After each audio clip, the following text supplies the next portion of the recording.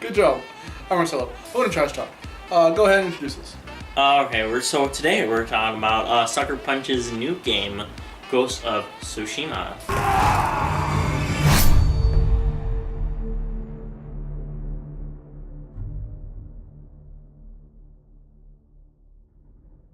Yeah, this is one of the 4 games, the bigger titles that they showed off during Sony's conference. So it was, Spider-Man, Death Stranding, this game, and Last of Us Part 2. So. And you could tell that this was a big game for them is because they had a flute guy for like 3 minutes. Yeah. Over the actual trailer. Yeah. To establish mood. That was funny. Yeah, no. Hey, it was cool though. But it's cool, but while like going 3 over minutes. while re-going over the footage, we skipped this part. Yeah, but like just kind of in general, it's just like it's cool and all, but I think people just want to watch the gameplay. Like if they didn't go to see the flute guy. If they had him, flute guy was good. If they had him in the beginning, it would have made more sense because in last year's conference they had a whole fucking orchestra that played for like 2 minutes before showing off God of War. But so, that moment was kind of built up to like fucking epic as shit though. Well, in any case. But I think what they took from that is like, hey, God of War kind of had this nice build up. Let's do that with all of our games, and then people got kind of frustrated with some. Well, this was less of a trailer as it was more of like a gameplay showcase, like God of War ended up being. Funny enough, a little connection there. But yeah, so it was less of a trailer, and they actually had like some early trailer, like because this was not.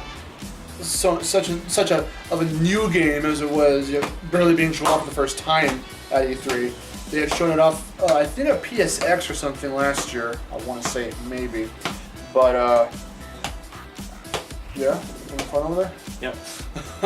They showed it off here, and it looks really cool. So you know a bit more about the history behind where the game takes place on stuff. So okay, so the actual subject of the game, where the background is, this actually takes place during an actual historical event during the Mongol invasion of Japan. I don't remember. I know it's very, very early on. Maybe like even earlier than the setting for Sekiro. Man, we're just getting a lot of Japanese history, like really, really early Japanese history, because, well, like one area of time, like a lot of games take place, even Nero took place during this time in Japan, was during the shogunate age of Japan, like during like the 15th and 16th century during Japan's Edo period, where you had like all the like you had like 30 plus clans fighting over rule in Japan and all that stuff. This Sekiro takes place during the 12th century of Japan. So this was still in the era of samurais, but it was an earlier time in that period. And I think the Mongol invasion takes place either in the 9th or 10th century. If I get that wrong, I do apologize. I'm not so well versed in that kind of history. No. So if I do get it wrong, or if I did get it right, hey, I did. Will either congratulate me or call me a fucking moron on the screen right now. Okay. I hope it's the former. This is a very strange kind of a game for Sucker Punch to undertake because if you really know them from back in the day, they were known for Sly Cooper and Infamous. So when Sucker Punch was like, yeah, we've got this super secret game we're doing right now, people were immediately thinking, is it some kind of other Sly Cooper game, or is it going to be, because they stopped the Sly Coopers after the 3rd one. The 4th game, Days of Time, was made by someone else. So then they were doing Infamous and stuff, so people were like, is it another Infamous game? And they didn't really know, because those are the 2 that they're really known for. So then bringing this out kind of is like Shadows Die Twice, because they're known for 2 things, Bloodborne and all these connections, Bloodborne and Dark Souls, and so people were like, is it going to be a Bloodborne 2, is there going to be some otherly Dark Souls-esque game, and it's not really anywhere kind of like that, and here it's kind of the same thing, so it looks pretty much like one of those typical... It looks fucking pretty as games. Shit. It does, though, yeah, that's the one thing I'm hoping that's actually how the game would look. I'm hoping it's not like a Watch Dogs situation. In which case, they just did it to pretty things up, which... I mean, while this is early, it still looks... I mean, they're not one of the fucking... I mean, that's Ubisoft. Ubisoft is pretty much third party. This is one of the big dogs for Sony. So, like, they're not going to just throw this at us and be like, oh, by the way, it's not like this when it comes out. It's not going to look like this. It's going to look... It's still That was all good. in-game. All the cutscenes, all of everything, it didn't look pre-rendered. It all looked like it was, happening right there in-game. And, Man, because that's going to be a fucking pretty game to kill Mongols with. I mean, because mind you, they didn't do what they did, like, again in God of War and show someone there playing the demo live. I'm pretty sure it could have been played live, but nice job hitting the fucking camera. I'm sorry. But, maybe it was a ghost. The ghost of Tsushima. Tsushima. But, I don't know. It does look pretty good, though. So... Yeah, no, combat looks pretty good. It were kind of like when they kind of showed up later in the trailer when... Please tell me there's a prompt to do what he was doing and just go, oh, you're on the floor? Yeah, you're dead now. Yeah, no. You did like 3 times. Because it looks like a lot of the way you're going to take down and approach fighting. It looks similar to Batman Arkham City. In certain ways, especially with like the takedowns. That reminds me of Batman Arkham Knight. How you're able, when you drop down, you kill one guy, and then like you dart around the battlefield to kill up to around 3 guys. That looks like something that got lifted from Arkham Knight, which is not a bad thing. Arkham Knight's a fucking fun game. You said City earlier. I did say City, but was that for something else? Just like combat looks like something from like City, and then like that takedown was from takedown. Reminds me of something from Arkham Knight. Okay. The sequel. So... Yeah, the gameplay was pretty solid, the combat as well, so like... as you can tell, this is going to be very much story-oriented, so we're probably going to learn a lot about the characters and stuff. Yeah, the settings look fucking drop-dead gorgeous, oh my god. Like, I was just mesmerized over the lighting and the way the floor... fucking wind engine. The wind engine. It was like, it's a breezy day.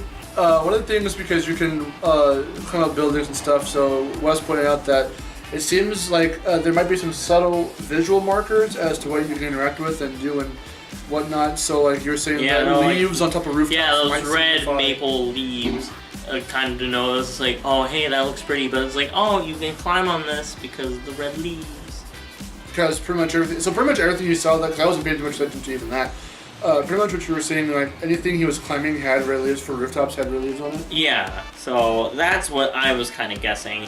Since it kind of had, like, red leaves on it, it was like, oh, hey, not only does that look good, it makes sense because that's what led him to that place. Because he picked up a red leaf. I can also see that as denoting something that's climbable. Like, a lot of games have, like, that visual marker. Yeah. On there that kind of denotes what you can climb and what you can't climb. And that'd be a very clever way of doing that. Yeah, no, definitely. Very subtle way of doing it. Like Uncharted has the same thing, stuff like that, yeah. Tomb Raider has it. Like a lot of games like to do like red or like they like they like to do white or yellow paint on stuff. The whole pink thing is weird. That's why I like how Uncharted and Tomb Raider do it, because it makes sense on like rocky surfaces and shit to be, to have some kind of white substance on it somehow, whether it's just whatever. It makes more sense to me. But with the whole leaves thing, like that's an even cooler little subtle. It's more subtle, I would imagine, than, oh, this is like a brown gray ass wall and here's some like white shit on it. Get back and red that somehow.